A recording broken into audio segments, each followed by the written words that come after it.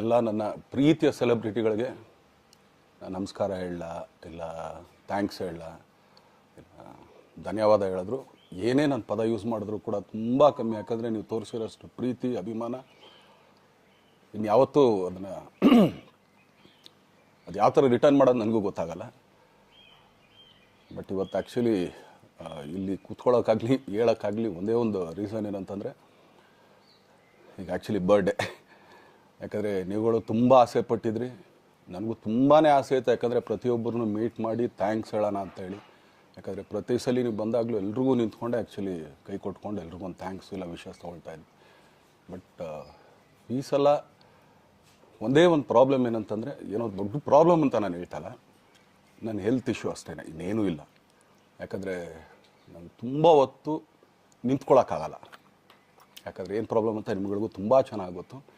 ಯಾಕಂದರೆ ನಿಂತ್ಕೊಂಡು ನಾನು ಆ್ಯಕ್ಚುಲಿ ಎಲ್ರಿಗೂ ವಿಶ್ ಮಾಡೋಕ್ಕೆ ನನ್ನ ಕೈಲಿ ಆಗಲ್ಲ ಅಂತ. ಯಾಕಂದರೆ ಯಾವಾಗ ಇಂಜೆಕ್ಷನ್ ತೊಗೊಳ್ತೀನೋ ಒಂದು 15-20 ದಿನ ಅಲ್ಲಿ ಬಿ ಓಕೆ. ಬಟ್ ಆಮೇಲೆ ಮತ್ತೆ ಅದ್ರ ಪವರ್ ಕಮ್ಮಿ ಆಗ್ತಿರಂಗೆ ಪೇನ್ ಸ್ಟಾರ್ಟ್ ಆಗುತ್ತೆ. ಸೊ ಆಪ್ರೇಷನ್ ಅನ್ನೋದು ಕಟ್ಟಿಟ್ಟು ಬುತ್ತಿ, ಅದು ಎಲ್ರಿಗೂ ಗೊತ್ತು, ನನಗೂ ಗೊತ್ತದು. ಸೊ ಅದಂತೂ ಮಾಡಿಸ್ಲೇಬೇಕು ನಾನು. ಆದರೆ ಈಗಿರೋ ಕೆಲಸಗಳಲ್ಲಿ ಯಾರಾದ್ರು ನಾನು ಒಪ್ಕೊಂಡಿದ್ದೀನಿ ಸಿನಿಮಾಗಳು.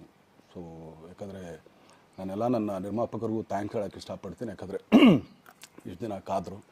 ಸೊ ಅದೊಂದು ರೀಸನ್ಗೋಸ್ಕರ ಅವ್ರುಗಳು ಆ್ಯಕ್ಚುಲಿ ಇಷ್ಟು ದಿನ ಕಾದಿದ್ದಾರೆ, ನಾನು ಅವ್ರುಗಳಿಗೆ ಅನ್ಯಾಯ ಮಾಡಬಾರ್ದು. ಯಾಕಂದರೆ ಅವರು ಒಂದು ಏನೇನೋ ಪ್ರಾಜೆಕ್ಟ್ಗಳು ಅಂದ್ಕೊಂಡಿರ್ತಾರೆ ಅಂಥೇಳಿ.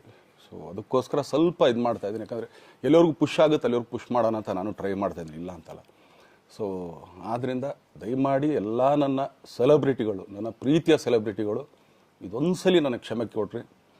ಯಾಕಂದರೆ ನಾನು ಸಿಗ್ತೀನಿ, ನಾನು ಸಿಗಲ್ಲ ಅಂತಲ್ಲ, ಖಂಡಿತ 101% ನಾನು ಸಿಕ್ಕೇ ಸಿಗಬೇಕು. ಯಾಕಂದರೆ ನಿಮ್ಮೆಲ್ಲ ಇಂಡಿವಿಜುವಲಿ ನಾನು ಥ್ಯಾಂಕ್ಸ್ ಹೇಳಲೇಬೇಕು ಅದನ್ನು.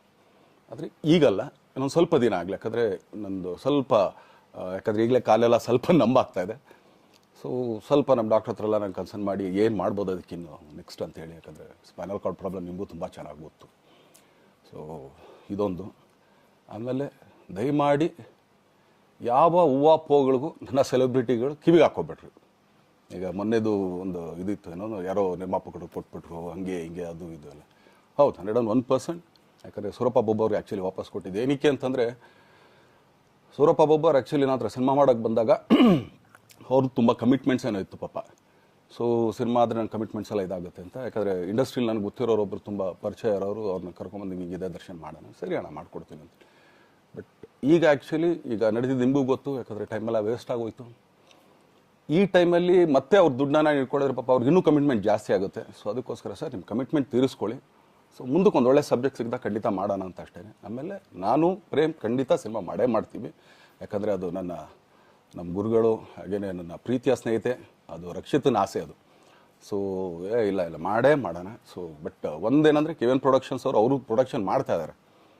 ಸೊ ಅವ್ರು ಪ್ರೊಡಕ್ಷನ್ ನಡೀತಾ ಇರ್ಬೇಕಾದ್ರೆ ಪುನಃ ಇನ್ನೊಂದು ಪ್ರೊಡಕ್ಷನ್ ಅಂದಾಗ, ಯಾಕಂದರೆ ನನ್ನ ಒಂದು ಅನಿಸಿಕೆ ಅಂತಂದರೆ, ಯಾವ ನಿರ್ಮಾಪಕ ಆ್ಯಕ್ಚುಲಿ ಈಗ ಯಾವುದು ಪ್ರೊಡಕ್ಷನ್ ಇಲ್ಲದೇ ಸುಮ್ಮನೆ ಇದ್ದಾರೆ ಅಂಥವ್ರ ಜೊತೆ ಕೆಲಸ ಮಾಡೋದು. ಯಾಕಂದರೆ ಪ್ರೊಡಕ್ಷನ್ ನಿಮಗೂ ತುಂಬ ಚೆನ್ನಾಗಿ ಗೊತ್ತು. ಇವಾಗ ನಡೀತಾ ಇರೋ ಒಂದು ಇದರಲ್ಲಿ ಒಬ್ಬ ನಿರ್ಮಾಪಕ ಇವತ್ತು ಅಡ್ವಾನ್ಸ್ ಕೊಟ್ಟೋದ್ರಿಂದ ಹಿಡಿದು ರಿಲೀಸ್ ಆಗೋ ತನಕ ಆತನ ಕೆಲಸ ತುಂಬ ಇದೆ. ಬರೀ ದುಡ್ಡೊಂದು ಹೊಂಚೋದೇ ಅಲ್ಲ, ಸೊ ಎಲ್ಲ ಇದರಲ್ಲೂ ಕೂಡ. ಸೊ ಆದ್ದರಿಂದ ಅಷ್ಟೇ, ಇನ್ನು ಅದು ಬಿಟ್ಟು ಇನ್ನೇನು ಆ ಥರದ್ದೇನಿಲ್ಲ.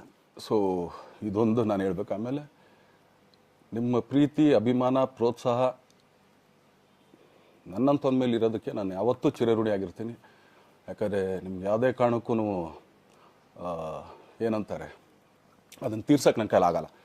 ಯಾಕಂದರೆ ನೀವು ಕೊಟ್ಟರಷ್ಟು ಪ್ರೀತಿ, ಆಮೇಲೆ ಪ್ರೀತಿಗಿಂತ ಹೆಚ್ಚಾಗಿ ಒಂದು ಸಪೋರ್ಟ್ ಅಂತ ಹೇಳ್ತಿರಲಿಲ್ಲ. ಇವಾಗ ಆ್ಯಕ್ಚುಲಿ ಸ್ವಲ್ಪ ಚಾರ್ಜಿ ಹಿಂಗೆ ತಿರ್ಗೋಗಿದೆ. ಬಟ್ ಆದರೂ ಇವತ್ತು ಹಿಂಗೆ ನಿಂತ್ಕೊಳ್ಳೋಕ್ಕೆ ಹಿಂಗೆ ಸಪೋರ್ಟ್ ಕೊಡ್ತಾ ಇದ್ದಾರಲ್ಲ. ಸೊ ಅದಕ್ಕೆ ನಾನಾಗಲಿ ನನ್ನನ್ನು ನಂಬ್ಕೊಡೋರು ಎಲ್ಲರೂ ಕೂಡ ನಿಮ್ಗಳಿಗೆ ಚಿರಋಣಿ ಅಂತ ಹೇಳೋಕ್ಕೆ ಇಷ್ಟಪಡ್ತೀನಿ. ಆಮೇಲೆ ಈ ಮುಖಾಂತರ ನಾನು ಒಂದು 3 ಜನಕ್ಕೆ ತುಂಬಾ ಥ್ಯಾಂಕ್ಸ್ ಹೇಳಬೇಕು. ಎಸ್ಪೆಷಲಿ ನಮ್ಮ ಹೀರೋ ಧನ್ವೀರ್ ಅವ್ರಿಗೆ. ಯಾಕಂದರೆ ಆತ ಪಾಪ ಯಾವಾಗಲೂ ಜೊತೆಲೇ ಇದ್ದು ನಮಗೊಂದು ದೊಡ್ಡ ಬೆನ್ನೆಲುಬು, ಮಾರಲ್ ಸಪೋರ್ಟ್ ಆಗಿದ್ದು. ಸೊ ಧನ್ವೀರ್ ಅವ್ರಿಗೂ ಥ್ಯಾಂಕ್ಸ್. ಹಾಗೆಯೇ ನಮ್ಮ ಬುಲ್ಬುಲ್ ರಚಿತಾರಾಮ್ ಅವ್ರಿಗೂ ತುಂಬಾ ಥ್ಯಾಂಕ್ಸ್. ಹಾಗೆಯೇ ನನ್ನ ಪ್ರಾಣ ಸ್ನೇಹಿತೆ ಆದ ರಕ್ಷಿತ್ಗೂ ಥ್ಯಾಂಕ್ಸ್.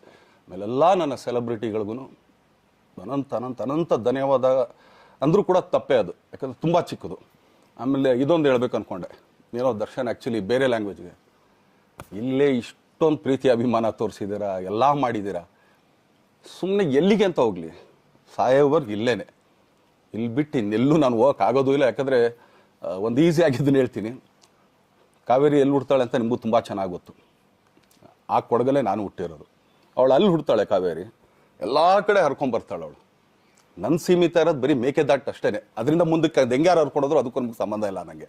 ಸೊ ಆ ಥರ ನಾನು ಯಾವಾಗ ಸಿನಿಮಾ ಮಾಡಿದ್ರು ಏನೇ ಮಾಡಿದ್ರು ಇಲ್ಲೇ, ಅದು ಕನ್ನಡ ಸಿನಿಮಾನೇ.